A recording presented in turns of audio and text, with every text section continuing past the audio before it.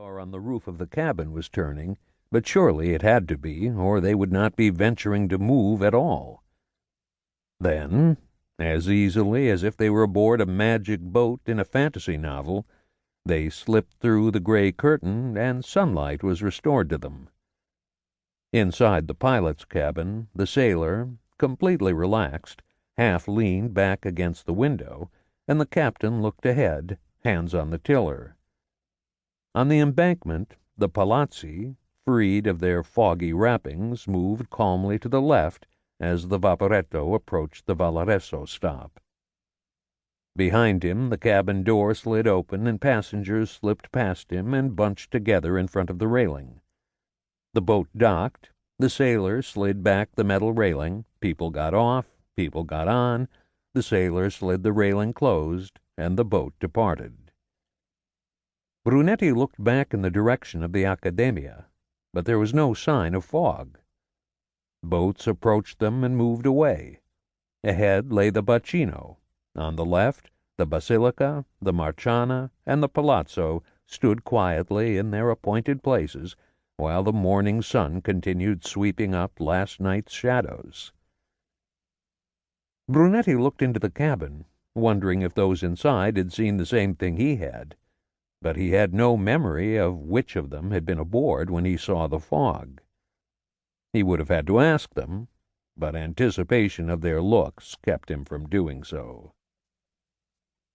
Brunetti touched the top of the railing, but it was dry, as was the deck.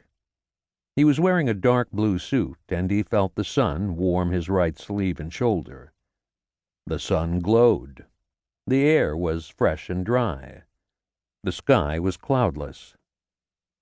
He got off at San Zaccaria, forgetting his newspaper behind, and, as he watched the boat pulling away, leaving behind any hope of verifying what he had seen. He walked slowly down the Riva, grew tired of pondering the inexplicable, and instead concentrated his thoughts on what he would have to do when he got to the Questura. The previous afternoon, Brunetti had received an email from his superior, Vice Questore Giuseppe Pata, requesting that he come and have a word with him the following morning. No explanation had been given, which was normal. The language was polite, which was not.